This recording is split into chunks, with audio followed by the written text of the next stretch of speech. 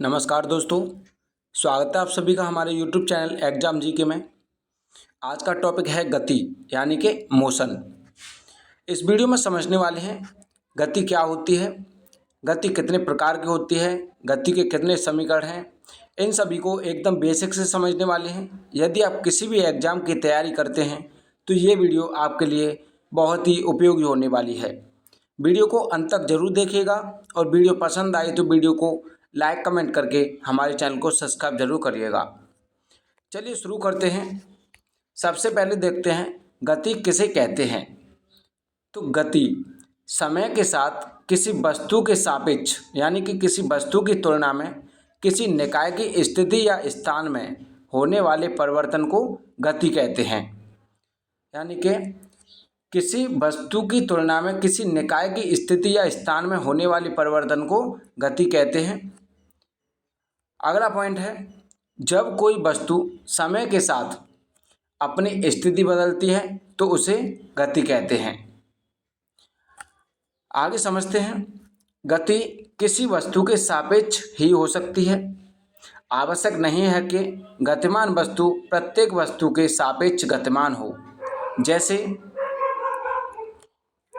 यदि हम नाव पर बैठकर किसी नदी को पार कर रहे हैं तो हम नाव के सापेक्ष विराम अवस्था में हैं, क्योंकि नाव के सापेक्ष समय के साथ साथ हमारी स्थिति में कोई परिवर्तन नहीं हुआ।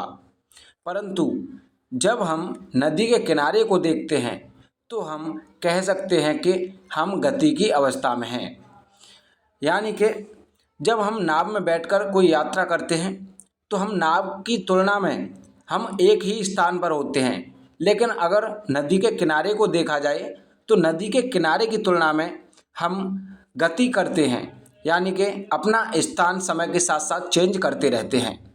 उसे हम गति की अवस्था में कहते हैं।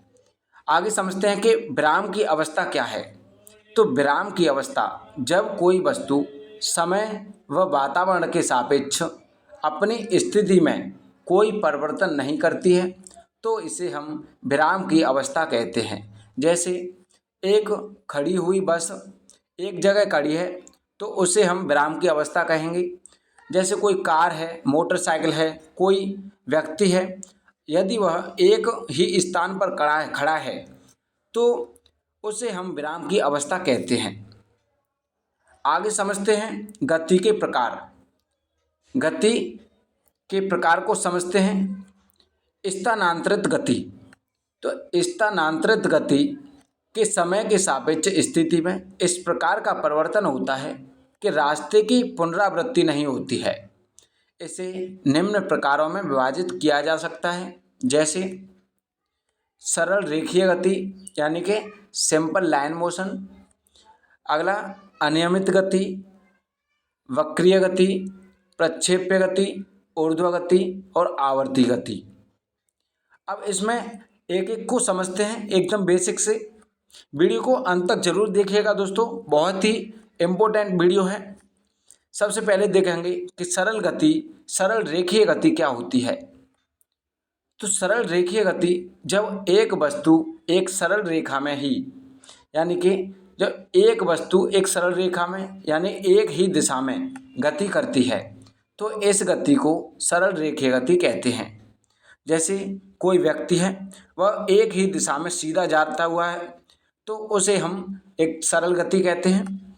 जैसे एक आम का पेड़ है, आम के पेड़ से यदि कोई आम गिरता है तो वह सीधा नीचे की ओर गिरेगा तो इसे हम एक सरल गति कहते हैं।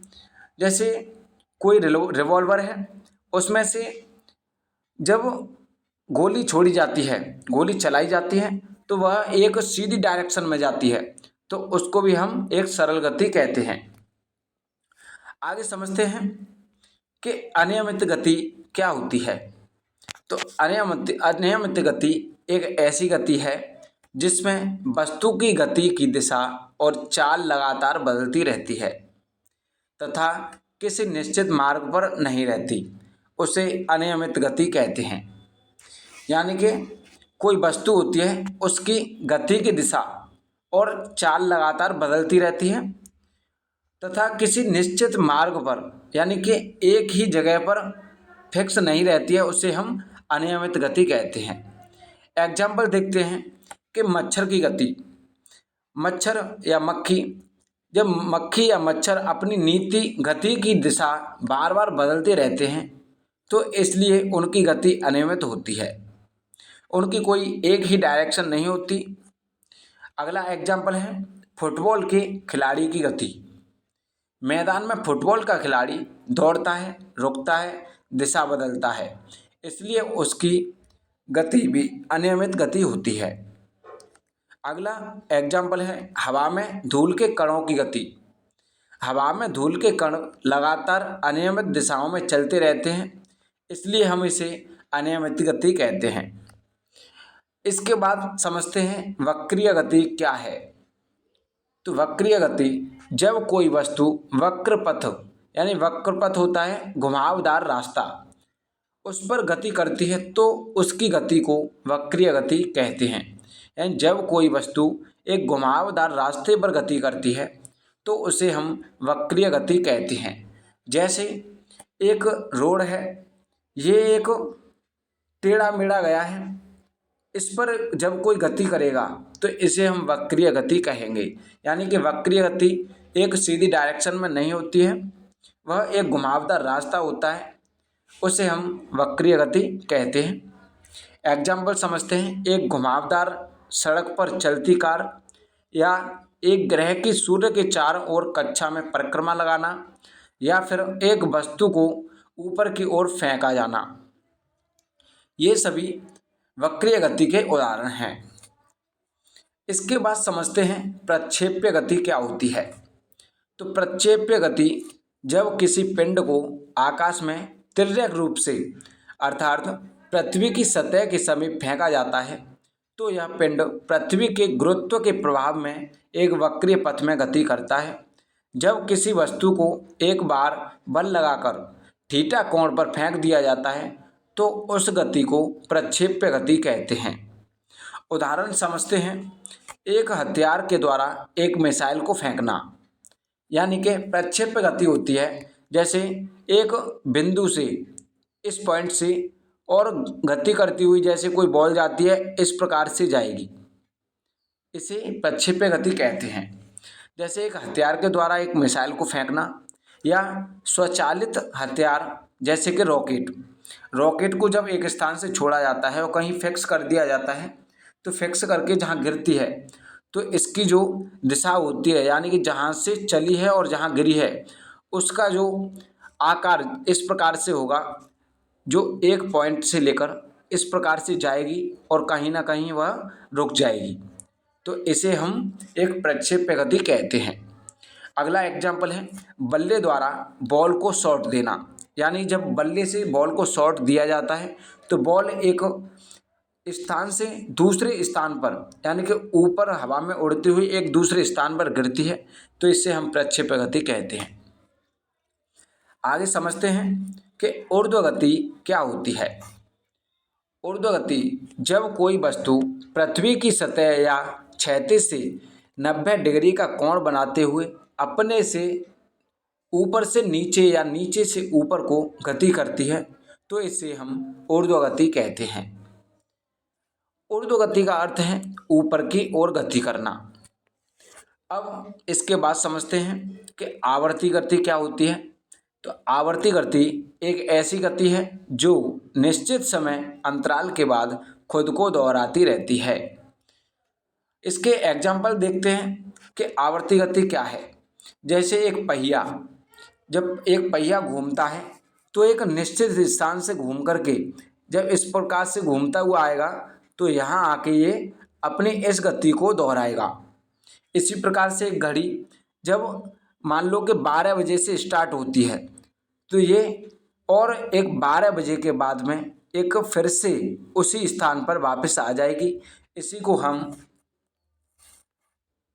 आवर्ती गति कहते हैं। तो उम्मीद करता हूँ आवर्ती गति अच्छे से समझ में आई होगी कि आवर्त गति कैसे कहते हैं। इसके एग्जाम्पल हैं घूमती हुई सुई और घूमता हुआ पहिया और पृथ्वी की गति, यानी कि जैसे कि जो पृथ्वी गति कर रही है। आगे समझते हैं। आवर्ती गति दो प्रकार की होती है। नंबर 1 दोलन या कंपनीय गति, नंबर 2 वृत्तीय या घूर्णन गति। अब इसमें देखते हैं सबसे पहले दोलन गति क्या होती है। तो दोलन गति में गतिशील वस्तु अपने मार्ग के एक निश्चित बिंदु के इधर उधर या ऊपर नीचे गति करती है, जैसे झूला या पेंडुलम। जैसे कोई झूला होता है, झूला डला हुआ होता है, तो वह पहले उसमें धक्का दिया जाएगा तो आगे जाएगा, फिर पीछे आएगा, फिर आगे जाएगा। इस प्रकार से जो गति की जाती है उसे दोलन गति कहते हैं। इसी प्रकार से एक पेंडुलम होता है।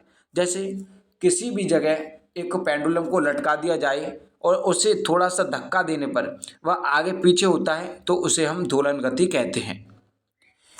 इसके बाद समझते हैं कि वृत्तीय गति क्या है। तो वृत्तीय गति आप नाम से ही समझ रहे होंगे कि एक वृत्ताकार जगह होगी, मैदान होगा, उसकी कोई जब गति करेगा तो उसे वृत्तीय गति कहेंगे।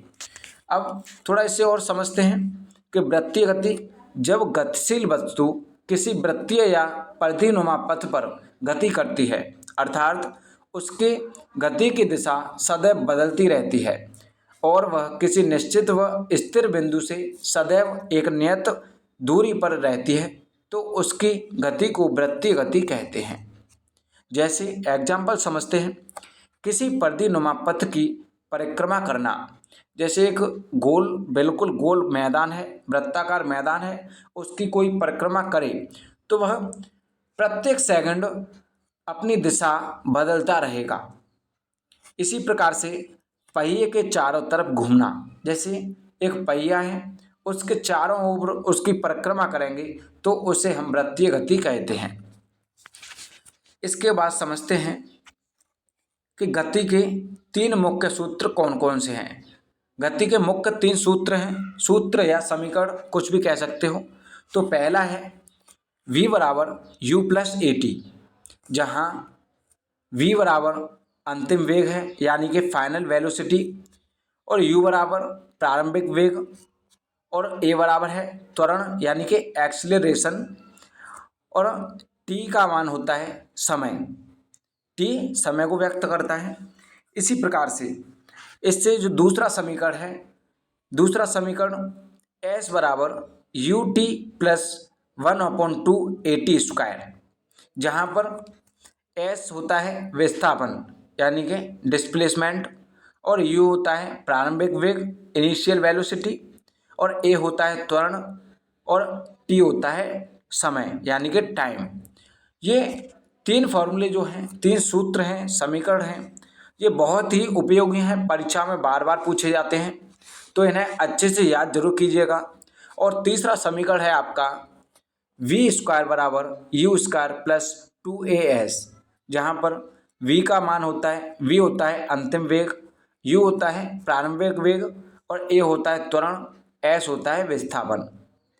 दोस्तों, यदि वीडियो पसंद आई हो तो वीडियो को लाइक कमेंट करके अपने सभी दोस्तों के साथ शेयर करना और हमारे चैनल को सब्सक्राइब जरूर करिएगा। ऐसे ही परीक्षा उपयोगी वीडियो देखने के लिए हमारे चैनल को सब्सक्राइब जरूर करिएगा। इससे पहले भी हमने डिटेल वीडियो काफ़ी डाल चुके हैं, तो उन वीडियो को देखने के लिए हमारे चैनल पर जा कर के देख सकते हो।